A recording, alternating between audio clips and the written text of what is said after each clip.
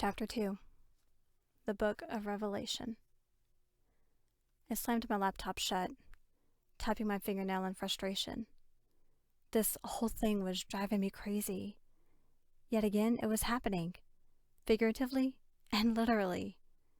I glanced down at my computer. Where was my book going? Leaning forward, I rested my forehead on crossed fingers, as if in prayer, then sat upright, annoyed with myself. For the life of me, I couldn't think straight. Restless, I shoved my chair back and began pacing. My neck was killing me. I tried massaging my muscles as though that would ease all my uncertainty. I knew full well what was affecting my writing. Stephen's death and those unknown factors just waiting in the wings. They influenced every word I typed. My life and novel were merging, and I couldn't stop it. Stuck on replay, my mind kept returning to the point in time when I had to make deals with God to give me back my life. As usual, denial, pain, grief, and doubt found their target. And like clockwork, anger showed up and slapped me out of it. I remembered standing there in shock when I'd answered the door that fateful day. What? I had asked the police, stepping back from the open door. My husband?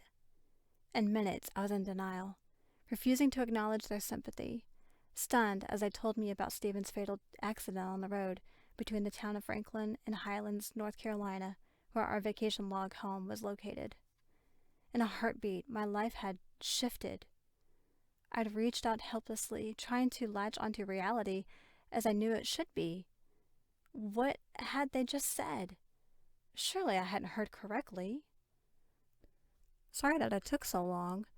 His identification, rental info, when plates were all missing. He couldn't. Dead. Car rental. Their information wasn't registering. None of it made any sense. What had happened to the plane he said he was taking? During the weeks that followed, doubt began to seep into the edges of my consciousness.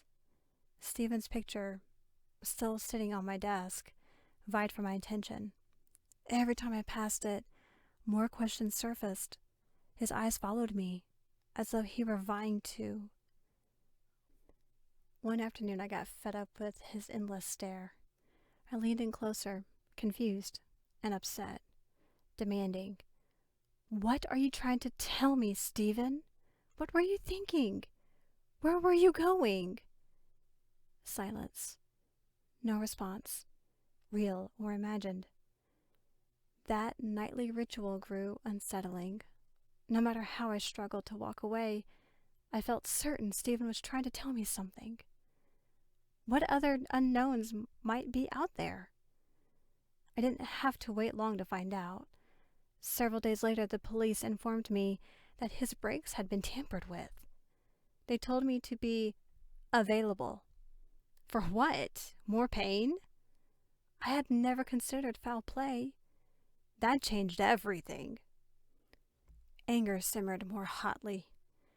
I'd given them a new address and my cell number. I really hadn't had any choice. Unwilling to wait for their answers, and with nothing holding me back, I decided to pack up what was left of me, go back to North Carolina, and find out for myself.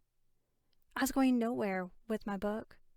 Knowing I wouldn't be able to focus until I found the truth, I began packing instead of getting more frustrated. But then I paused, glancing at my laptop, and reluctantly sat back down to give it one last shot before I left. How did I handle my book? I had a deadline to consider. I stared at the lettered keys, then at the screen, thinking about what I continued to do day after day. Why was I compulsively interjecting our personal lives into my book? My fingers seemed to have a mind of their own, working freelance, asking questions, but where were they landing me? After 5 years of marriage, it only took one fatal accident to find out I hadn't known Stephen at all. So many questions remained unanswered. What was he involved in? Why had he been driving without identification? He was so meticulous. After I'd dropped him at the airport, why hadn't he boarded that plane? Why had he rented a car? Our marriage, his accident, and my future were all tied up in knots and needed unraveling. I leaned back in my chair, considering what to do, but then it hit me. A possible way to solve everything, one I had never considered before. Since my life had taken an unexpected turn, why not my book too?